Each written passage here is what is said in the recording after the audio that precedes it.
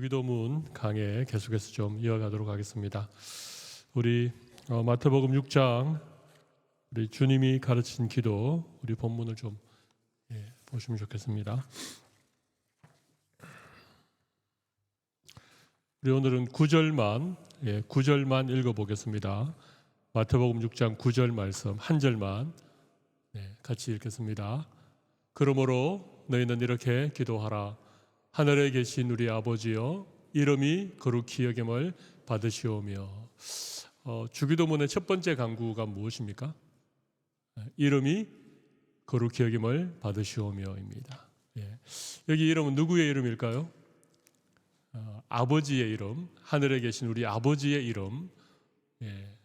원래 원문에는 당신의 이름 이렇게 기록이 되어 있는데 우리 한글로 번역하면서 우리는 당신이라는 말을 잘 쓰지 않지 않습니까? 그죠? 그래서 2인칭으로는 잘 쓰지 않습니다. 특별히 우리보다 지위가 높거나 나이가 많으신 분들에게 당신 이렇게 말했다가는 혼나는 그런 상황이죠. 근데 영어는 이렇게 당신이라고 하는 유월이라고 하는 말을 잘 쓰죠. 그렇지만 원래의 의미는 아버지의 이름이 거룩히 여김을 받으시오며 그런 의미로 우리가 생각할 수 있습니다. 그래서 오늘은 이름이 거룩히 여김을 받으시오며 우리 주기도문의 첫 번째 간구의 내용에 대해서 잠깐 살펴보겠습니다. 제가 특별히 여러분에게 긴 설명하지 않아도 이 첫 번째 간구에 어떤 의미가 담겨 있는지, 그리고 우리가 이 기도를 드릴 때에 우리의 마음에 어떤 마음가짐을 가지고 기도해야 되는지 여러분 잘 아실 것입니다. 잘 아는데 별 생각 없이 주기도문을 드리다 보니까 이 짧지만 이 첫 번째 간구에 담겨 있는 심오한 의미를, 그리고 정말 우리가 꼭 기억해야 될 그런 중요한 부분들을 우리가 놓칠 때가 참 많이 있다는 것입니다. 예수님께서 기도를 가르치실 때 딱 6마디로 가르치셨거든요. 주기도문은 전부 6개의 기도문으로 되어 있습니다. 이름이 거룩히 여김을 받으시오며, 그 다음에 뭡니까? 나라이 임하옵시며, 세 번째는 뭡니까? 뜻이 하늘에서 이루어진 것 같이 땅에서도 이루어지이다. 네 번째는요, 오늘날 우리에게 일용할 양식을 주옵시고, 다섯 번째는요, 우리에게 죄 지은 자를 사하여 준 것처럼 우리의 죄를 사하여 주옵시고, 그리고 마지막 여섯 번째는요, 시험에 들게 하지 마옵시고 다만 악에서 구하옵소서. 그리고 마지막 나라와 권세와 영광의 아버지께 영원히 사옵나이다. 이것은 간구라기보다는 이제 기도를 마무리하는 성령으로 그렇게 보기도 하죠. 그러니까 예수님이 우리에게 가르친 기도는 딱 6가지입니다. 하나님께 대한 3가지, 그리고 우리의 필요를 구하는 3가지. 그러니까 이 6개 가운데 제일 먼저 나오는 기도문 굉장히 중요하죠. 이름이 거룩히 여김을 받으시오며, 우리가 별 의미 없이 그렇게 기도하지만 사실은 굉장히 중요한 의미를 담고 있다는 것입니다. 제가 서론에 있는 부분들을 잠깐 설명을 드렸습니다.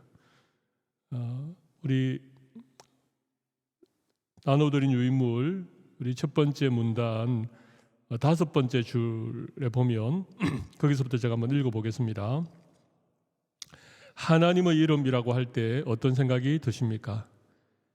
이름엔 그분의 존재와 성품과 하신 일이 고스란히 담겨 있습니다. 누군가의 이름이라는 것은 그 사람의 존재를 의미하죠. 여러분에게도 다 이름이 있을 것입니다. 부모님이 지어주셨거나, 아니면 할아버지가 지어주셨거나, 여러분들 스스로 자기 이름을 지으신 분은 안 계시죠. 여기 이제 뉴질랜드 오셔서 다시 이제 이 나라의 영주권도 받고 이 나라에 살기 위해서 여기에서 영어 이름을 사용하기 위해서 여러분 직접 이름을 지으신 분이 있을 것입니다. 저도 영어 이름이 있습니다. 그냥 제가 나름대로 붙여본 이름. 뭘 할까 고민하다가 철우라고 하는 발음과 약간 비슷한 찰스라고 제가 영어 이름을 소개를 했더니 저를 찰스라고 부르기도 합니다. 근데 사실은 그건 그냥 제가 붙인 이름이고, 사실은 부모님이 저에게 붙여준 이름이 있습니다. 저는 김철우인데 성은 김씨고 철자는 밝을 철자에 우자는 도울 우자입니다. 저희 아버님이 밝게 도우면서 사는 사람이 되라. 그래서 철우라고 지었습니다. 원래 제가 장손이기 때문에 저희 집안의 학렬에 따르면 숫자 학렬입니다. 그래서 원래 제 이름은 철수가 되어야 되는데 아버님이 과감하게 숫자 대신 도우루자를 써서 철우라고 그렇게 이름을 지었고요. 제 동생은 기루입니다. 기루. 예. 근데 제 사촌들은 전부 다 숫자 돌림입니다. 윤수, 예. 또 무슨 수가 있는지 모르겠는데 아무튼. 예. 사실 이름이라고 하는 게 중요하죠. 예. 이름은 어떤 삶을 살기를 바라는 부모님의 마음을 담아서 아이에게 지어주잖아요. 여러분, 첫 번째 사람의 이름이 누굽니까? 너무 어려운 질문을 주셨습니까? 저녁 먹고 오신 지 얼마 안 되셔가지고 정신이 혼미하시죠. 아담이죠, 아담. 그러면 아담은요, 원래 아담은 아다마에서 나왔습니다. 아다마. 아다마는 무슨 뜻인가 하면 흙이라는 뜻입니다. 흙. 그래서 아담이라고 하는 이름은 원래 흙에서부터 지원받았다, 그런 의미죠. 사실은 아담이라고 하는 이름은 하나님께서 아담 한 사람에게만 붙여준 이름이 아니고 흙으로 지원받은 모든 이 땅의 사람들에게 주신 이름이 아담입니다. 우리는 다 아담이죠. 우리는 흙에서 지원받았다, 이 땅의 생명이다 하고 우리의 영혼이 떠나면 우리의 육신이 다시 흙으로 돌아가는. 베드로라고 하는 이름은 예수님께서 시몬이라고 하는 그 갈릴리 바닷가에서 고기 낚던 그 안드레의 형제였던 이 시몬에게 새로 붙여준 이름이었죠. 베드로는 반석이라는 뜻 아닙니까? 교회의 반석 같은 그런 삶을 살아라고 하나님이, 예수님이 시몬에게 새로 붙여주신 이름입니다. 그래서 베드로라고 하는 이름에는 예수님께서 시몬을 향하여 어떤 삶을 살기를 바라는 그런 바람이 담겨 있는 것이고, 그런데 예수님께서 베드로를 부르실 때 베드로라고 부르지 않고 시몬이라고 부르셨던 적이 간혹 있습니다. 여러분 기억이 혹시 나십니까? 여러 차례 있지만 제일 기억에 남는 장면은 요한복음 맨 마지막 21장에 다시 디베라 바닷가에서 이 고기 낚던 베드로를 부활하신 예수님께 찾아오셔서 요한의 아들 시몬아, 네가 나를 사랑하느냐. 그때 다시 시몬이라고 부르신 거죠. 사람의 이름을 부를 때에는 그냥 부르는 것이 아닙니다. 그냥 의미 없이 생각 없이 부르지만 그 이름 속에는 그 사람의 존재가 담겨 있고 또 어떤 성품이나 하는 일이 담겨 있는 것이죠. 하나님의 이름은 그런 의미에서 굉장히 영광스러운 이름이고 우리가 함부롭게 부를 수 없는 그런 이름입니다. 특별히 하나님의 본명이 뭐죠?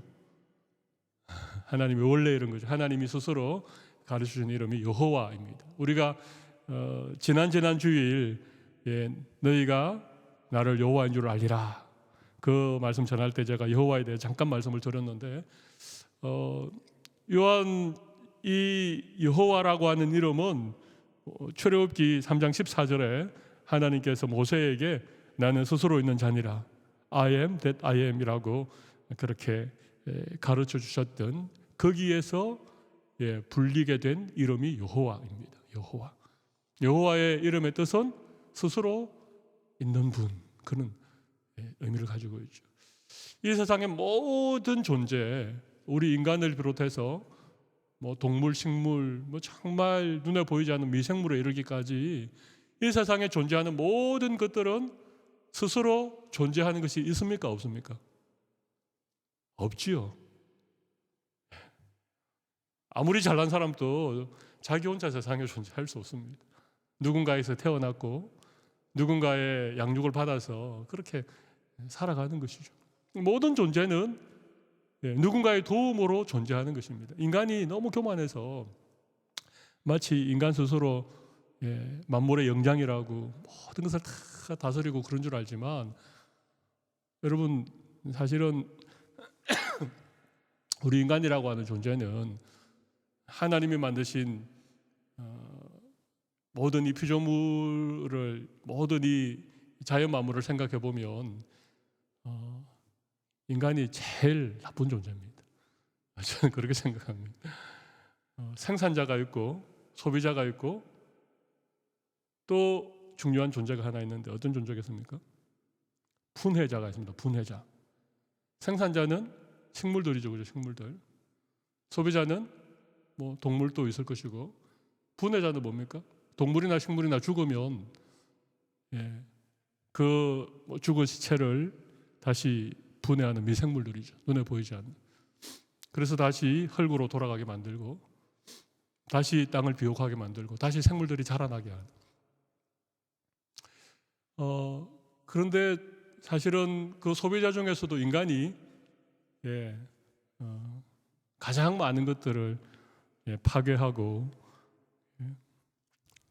그러니까 사실은 인간이 사실은 뭐 만물의 영장이고 자연 세계를 다스리는 그런 존재이긴 하지만, 인간도 스스로 존재할 수 있는 그런 피조물은 아니잖아요. 대단해 보이지만, 세상을 완전히 바꾸어 놓았지만, 그러나 생산자가 없다면, 분해자가 없다면 소비자 가운데 한 존재인 인간은 아무런 의미가 없는 것이죠. 근데 하나님은 스스로 계신 분이십니다. 그래서 하나님은 피조물과 완전히 다른 창조주이시죠. 하나님의 이름에 그런 의미가 담겨져 있는 것입니다. 그래서 이 하나님의 이름을 하나님이 모세에게 말씀하셨던 I am that I am이라고 하는 이 히브리어 네 글자의 발음이 야훼라고 하기도 하고 여호와라고 하기도 하는데, 이렇게 하나님의 이름이 서로 헷갈리는 것은 하나님의 이름을 감히 부를 수 없었던 그런 유대의 히브리의 역사적인 배경이 담겨 있는 그런 이름이 여호와라는 이름입니다. 그만큼 하나님의 이름은 영광스러운 이름이고, 하나님의 이름은 거룩하신 이름이고, 하나님의 이름은 우리가 함부로 입에 담을 수 없는 그런 이름이었다는 것입니다.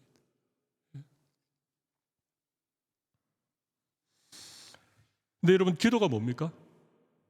기도는 하나님과의 만남이며 그분의 임재 앞에 조용히 나가는 것이고, 우리가 기도를 시작할 때 어떻게 시작합니까? 하늘에 계신 우리 아버지여, 하나님 아버지를 부르면서 시작하죠.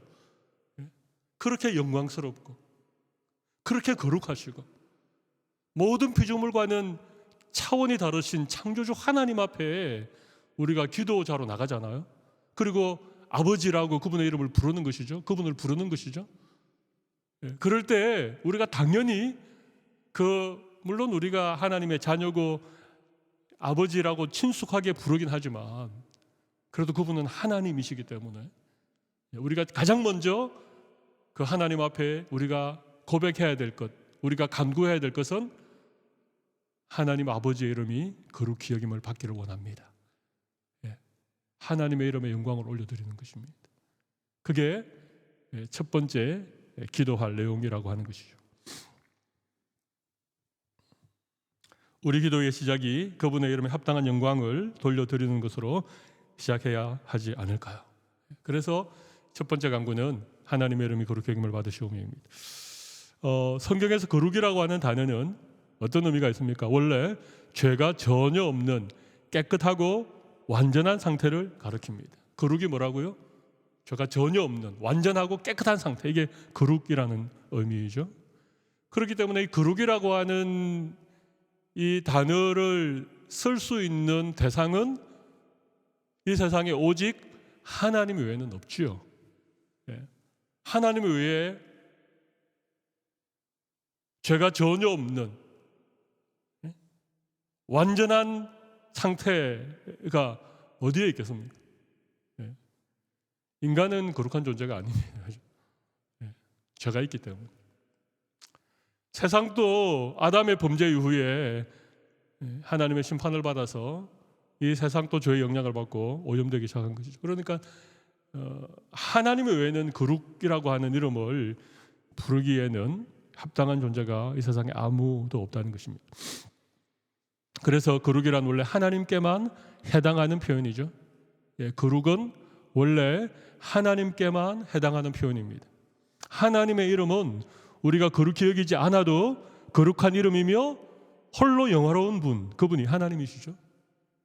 우리가 하나님 거룩하신 분이십니다. 그렇게 하지 않아도 하나님 거룩하신 분이십니다. 하나님의 이름이 거룩하게 되기를 바랍니다. 그렇게 우리가 기도하지 않아도 하나님은 원래 거룩한 분이십니다. 하나님의 이름은 원래 거룩합니다.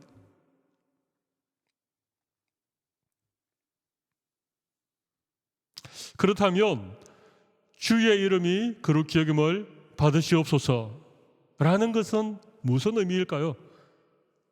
이것은 하나님의 이름이 더럽혀지지 않고 영화롭게 되는 것을 의미합니다. 하나님을 하나님 되게 하고 하나님의 이름에 합당한 영광과 존귀를 올려드리는 것을 의미하는 것입니다.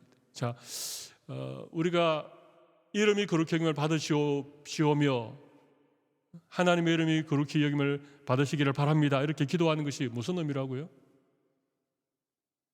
우리가 그분을 거룩하게 하는 것이 아니라 우리로 인하여서 그분의 이름이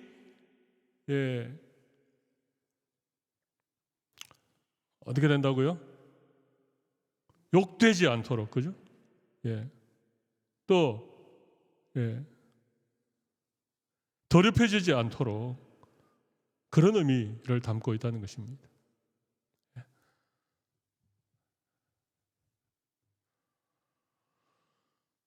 하나님을 하나님 되게 하고 하나님의 이름에 합당한 영광과 존귀를 올려드리는 것을 의미합니다.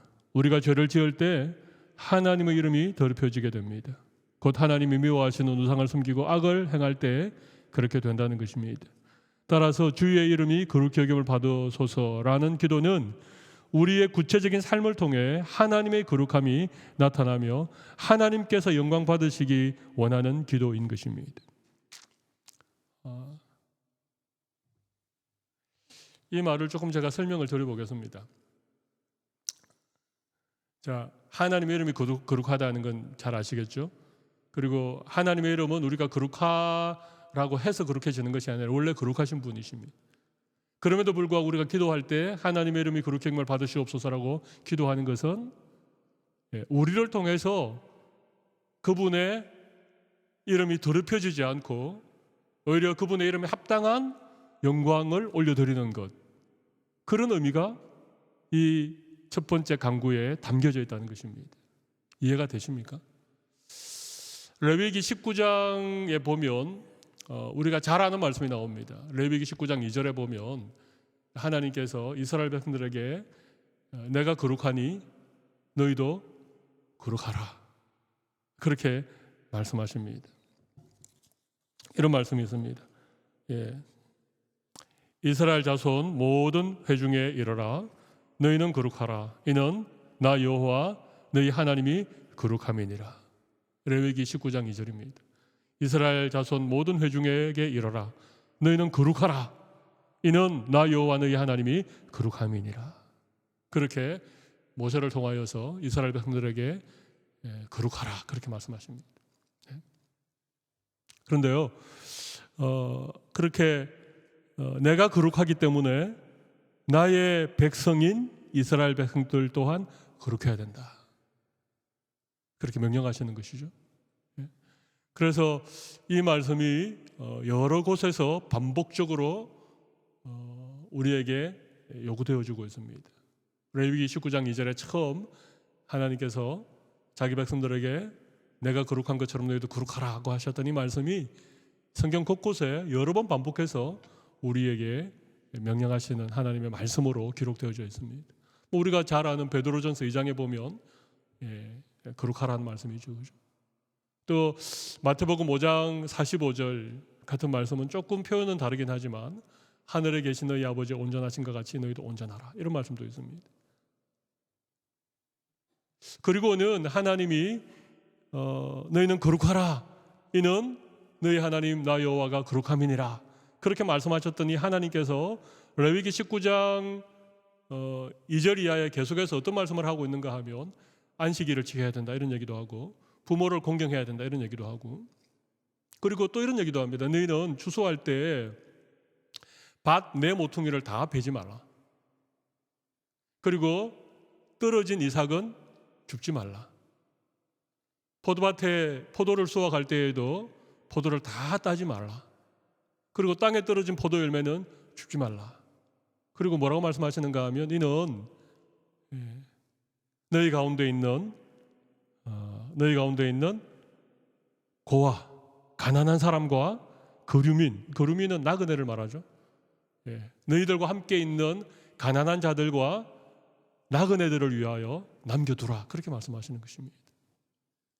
거룩이라고 하는 건 다른 것이 아닙니다. 거룩이라는 말은 사실은 죄가 전혀 없는 깨끗하고 완벽한 상태를 말하지만, 이 거룩이라고 하는 것의 또 다른 의미는 우리가 잘 아는 것처럼 어떤 의미가 있습니까? 구별된다는 의미가 있죠. 그죠? 다르다는 의미입니다.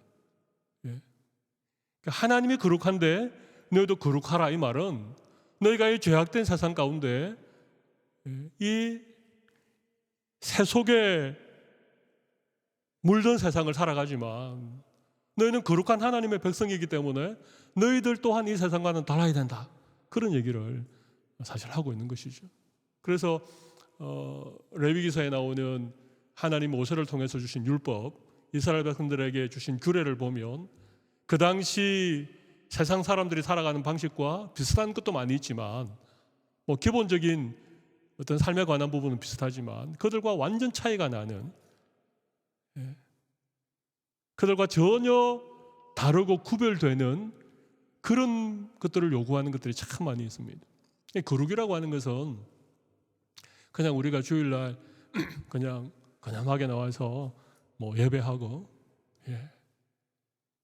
기도할 때 주여 이렇게 하고 그런 것만이 거룩이 아닙니다. 물론 그것도 어떤 거룩한 어떤 모습이긴 하지만 그게 거룩이 다가 아니라는 것입니다. 우리의 삶이 좀 구별되어진, 세상과는 다른, 세상 사람들이 살아가는 방식과는 다른 그런 삶을 살아가는.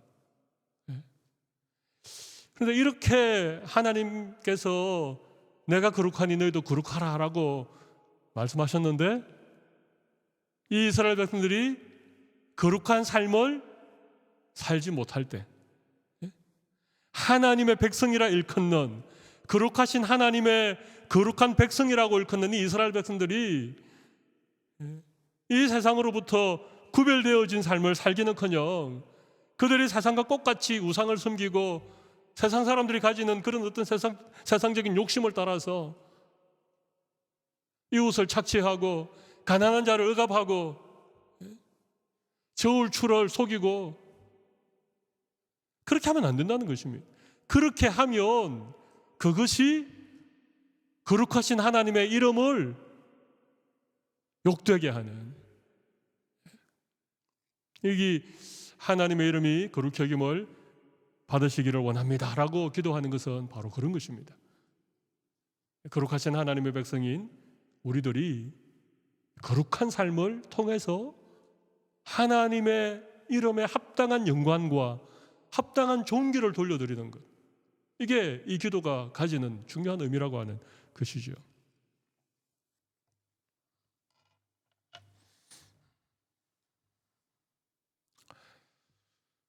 그래서 제가 거기 그렇게 설명해 두었죠. 주의 이름이 거룩히 여김을 받으소서라는 기도는 우리의 구체적인 삶을 통해 하나님의 거룩함이 나타나며 하나님께 영광 받으시기를 원하는 기도라는 것입니다. 거룩이라는 말에는 구별된다는 의미도 있습니다. 나의 구별된 삶을 통해 하나님의 이름에 합당한 영광을 올려드리고 있습니까? 여러분은 어떻게 생각하십니까? 여러분 삶이 좀 거룩한 삶으로, 구별된 삶으로 그렇게 살아드리고 있습니까? 그래서 여러분들을 바라보면서 세상 사람들이 하나님의 이름에 합당한 영광을 돌려드립니까?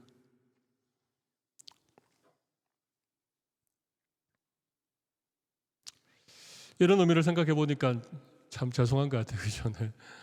네. 나 때문에 하나님의 이름이 거룩히 여김을 받으시기보다가는 나 때문에 혹시 하나님의 영광을 가리웠는지. 우리 십계명 강의도 배웠는데 십계명의 세 번째 계명이 뭡니까? 하나님의 이름을 망령되이 일컫지 말라. 그죠? 예. 우리가 생각 없이 의미 없이 불렀던 그 하나님의 이름 때문에 오히려 하나님의 이름이 망령되이 일컬어지진 않았는지 그런 마음들을 가져보는 것입니다. 우리가 적어도 이 기도를 드릴 때에 주기도문에 이 기도를 드릴 때에 거룩하신 하나님의 이름에 합당한 삶을 살고 있는지, 나를 통해서 하나님께서 그 거룩하심을 받으실 수 있는지, 그런 고민을 우리가 반드시 해야 된다는 것이죠. 그러니까 이 기도를 드리면 자연스레 우리도 하나님의 거룩하심을 따라 거룩한 삶을 살아가고자 우리가 노력하게 된다는 것입니다. 이런 의미에서 주의 이름이 거룩히 여김을 받는 것은 다른 어떤 것보다 중요하고 우선적인 기도의 제목입니다. 하나님 자신의 영광이 걸린 가장 본질적인 문제이기 때문이지요. 하나님은 당신의 이름이 이방인들에 의해 짓밟힐 때 가장 못 견뎌 하십니다. 하나님이 가장 못 견디는 것 가운데 하나는 하나님의 그 거룩하신 이름이 이방인들에게 조롱거리가 되고 이방인들에게 짓밟힐 때 하나님이 가장 싫어하신다는 것입니다.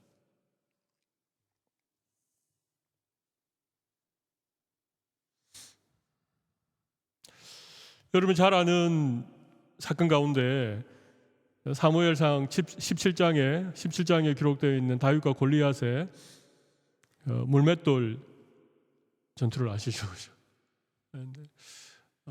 다윗이 왜 그냥, 여기 제가 분기탱천이라고 했는데 좀 어려운 얘기입니다만은,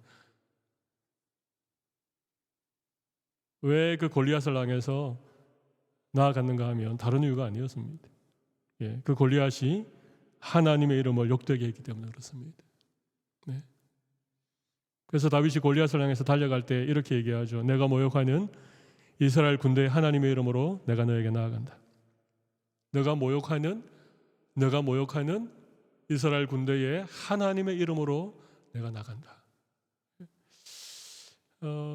골리앗이 밤낮으로 나와서 이스라엘 군대를 모욕하고 이스라엘 군대의 하나님의 이름을 욕되게 하는 그런 상황 가운데 사울 왕을 비롯해서 그 내노라 하는 이스라엘의 군대 장관들이 찍 소리 못하고 있는 그런 상황에서 말이죠.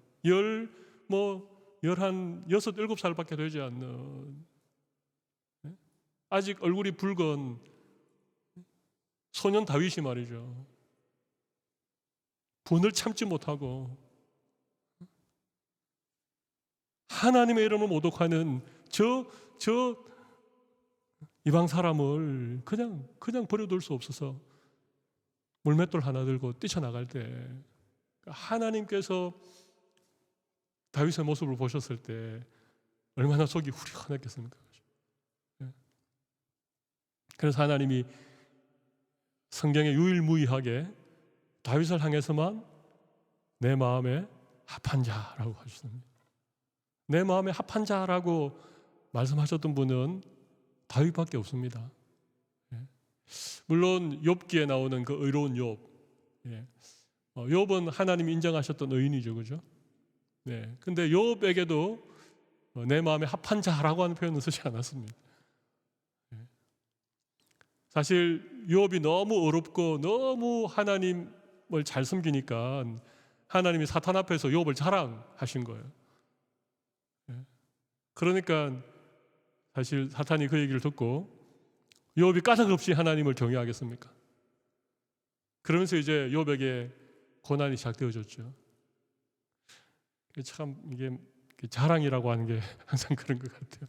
그렇게 적용할 수 있는 건지 아닌지는 모르겠지만, 하나님이 욥을 정말 자랑스러워 하셨지만 그보다가 마음에 합한다. 이건 좀 다른 표현이죠, 그죠? 다윗은 결점이 많은 사람이었습니다. 허물도 있는 사람이었죠. 근데 그럼에도 불구하고 하나님이 다윗이 마음에 합하였다라고 했던 이유는 다른 게 아닙니다. 하나님의 이름이 이방인에 의해서 모독을 받을 때예요. 그 키가 3미터나 되는 그 극우 골리앗이 하나님의 이름을 모독하는데도 그 수많은 이스라엘 군대 장관들이 아무 말도 못하고 지죽은 듯 있는 그 상황 속에서 소년 다윗이 물맷돌 들고 네가 모욕하는 이스라엘 군대 하나님 여호와 이름으로 내가 나간다라고 뛰쳐나갔을 때 하나님의 마음에 그냥 확 그냥 다윗이 사로잡힌 것입니다. 그래서 다윗이 마음에 합한 자라고 얘기한 것이죠. 우리가 하나님의 이름이 그렇게 여김을 받으시기 원합니다 라고 기도하는 것은 적어도 하나님의 이름이 욕되게 될 때에는 견딜 수 없는, 하나님의 이름이 모독받는 것은 참을 수 없는 그런 마음으로 제가 살아가겠습니다. 제가 그렇게 하나님을 사랑하겠습니다. 제가 그렇게 하나님의 이름을 높여드리겠습니다. 그런 마음의 고백이 이 기도에 담겨져 있는 것이죠.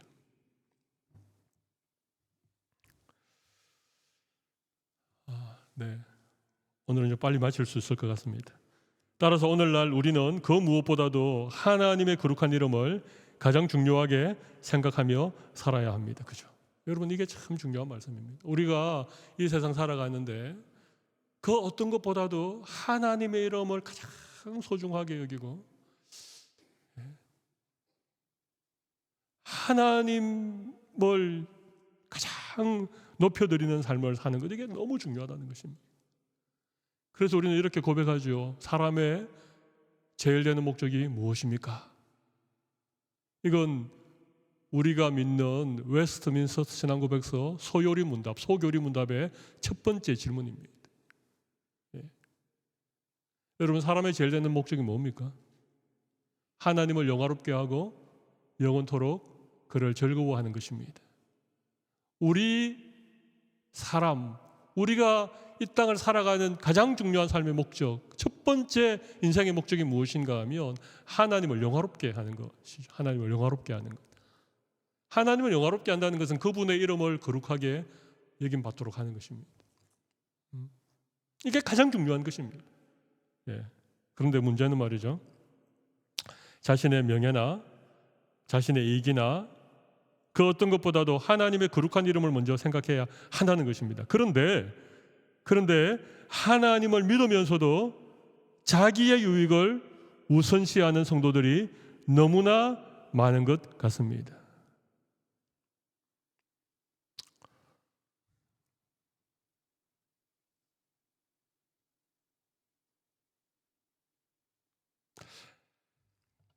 제가 이렇게 쓴 것이 기분 나쁘십니까?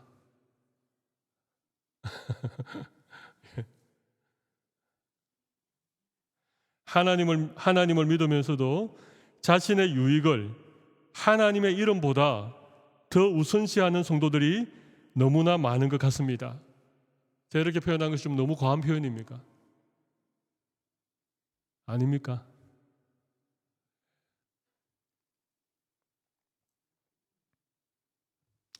그래서 제가 제 목회자 얘기를 했습니다.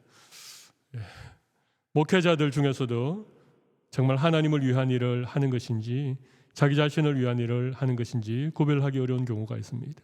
그 다음에 잘 들어보십시오. 이 말은 여러분이 잘 이해를 해야 이해할 수 있는 말입니다. 자기 교회가 잘 되고 자기 교회가 성장할 수 있다면 수단과 방법을 가리지 않고 무슨 수단과 방법을 쓰더라도 개의치 않는 교회가 많이 있다는 것입니다.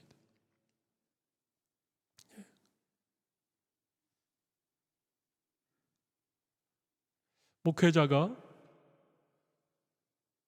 자기의 목회의 성공, 내가 목회하는 교회의 어떤 발전을 위해서 때로는 사용하지 말아야 될 어떤 방법을 사용하거나 하나님께서 원하지 않는 그런 어떤 길을 통해서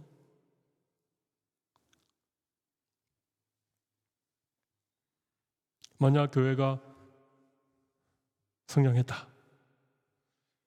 그러면 그것은 하나님의 이름의 영광이 되겠습니까?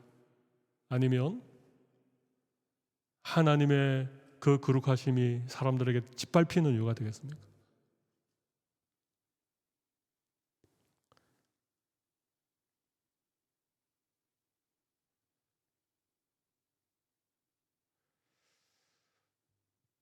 우리는 하나님, 교회, 목사님, 장로님, 성도님 이걸 다 같다라고 생각을 하는 경향이 많습니다. 교회를 위하는 일이 하나님을 위하는 일이고 목사님을 위하는 것이 교회를 위하는 것이고 우리 그렇게 생각합니다. 물론 그게 맞습니다. 근데 언연중에 하나님의 이름은 좀 뒤로 제껴놓고 뭐 교회나 목사나 교회 어떤 지도자들의 이름을 위해서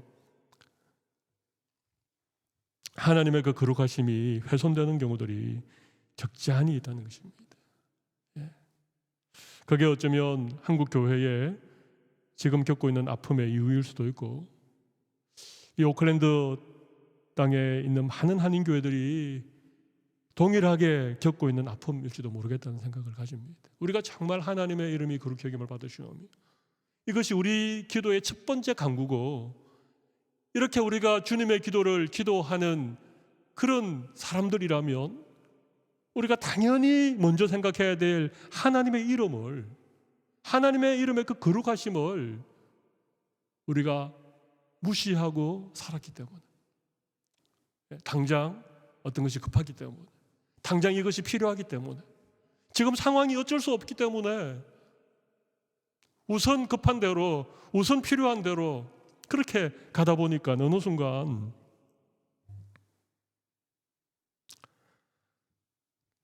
하나님께서 가슴 아파하는 일들이 오히려 교회라고 하는 이름 때문에 목회자라고 하는 그 사람 때문에 교회의 성도들 때문에 오히려 하나님의 그 이름에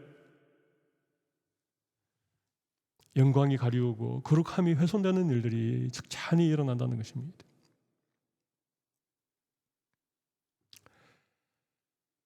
더 큰 아픔은 그럼에도 불구하고 거룩하신 하나님의 이름이 더럽혀지는 것을 두고 안타까워하는 성도들이 또 없다는 것입니다.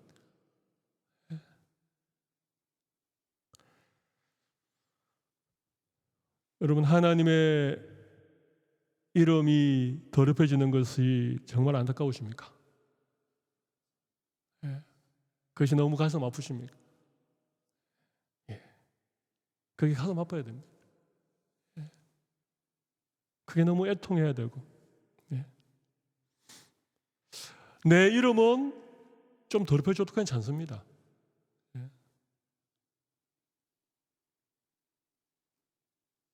하나님이 다 아시기 때문에 괜찮습니다. 내가 다른 사람들에게 좀 이상한 사람 되는 것도 어쩔 수 없는 상황에서 뭐 그럴 수도 있습니다. 그런데 하나님은 그렇게 되셔야 될 분이 아닙니다. 하나님은 존귀와 영광과 찬양을 받으시기에 합당한 분이십니다.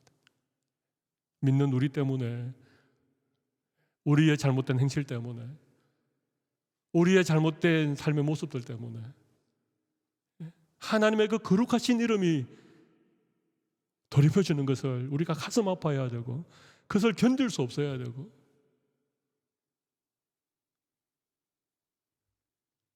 그래야 되죠. 그죠?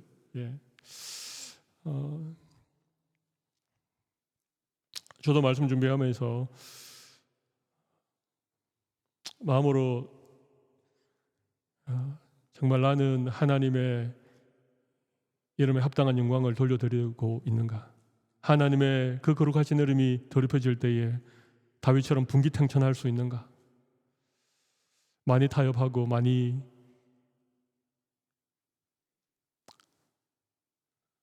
한 발 물러서는 그런 모습들이 있다는 생각을 참 많이 해봅니다. 저는 우리 교회 모든 성도들이 하나님의 이름이 거룩히 여겨지는 이 일을 정말 가장 중요한 우리의 기도의 제목으로 삼고 하나님의 이름을 위해서 그렇게 살아갈 수 있는 그런 성도들이 되면 참 좋겠다는 생각이 듭니다. 옛날에 이스라엘의 선지자들처럼 비록 자기에게 손해가 되고 심지어 자기 나라의 손해가 되는 것이라 할지라도 여호와 하나님의 거룩한 이름을 위해 일어서서 외치는 성도들이 아쉽습니다. 그리고 오늘도 주의 이름이 거룩히 여김을 받으시오며 란 기도는 그 어느 때보다도 더 절실한 기도가 되고 있는 것입니다. 첫 번째 기도에 담겨 있는 의미는 바로 이런 것이었습니다. 우리 성도들을 통해서 하나님께서 영광 받으시는 줄로 저는 믿습니다. 하나님이 우리를 사랑스럽게 바라보시기 때문에 우리를 기뻐하시고 우리를 인하여서 즐거워하시지만 그러나 간혹 우리 때문에 하나님 가슴 아파하시고 우리 때문에 하나님 마땅히 받으셔야 될 그 영광을 받지 못하신다면 정말 우리 자신을 한 번 더 돌아보고 그렇게 하면 좋겠습니다. 우리 이 시간 한번 주신 말씀 붙들고 잠깐 기도하고 제가 마무리 기도하는 시간을 가지겠습니다.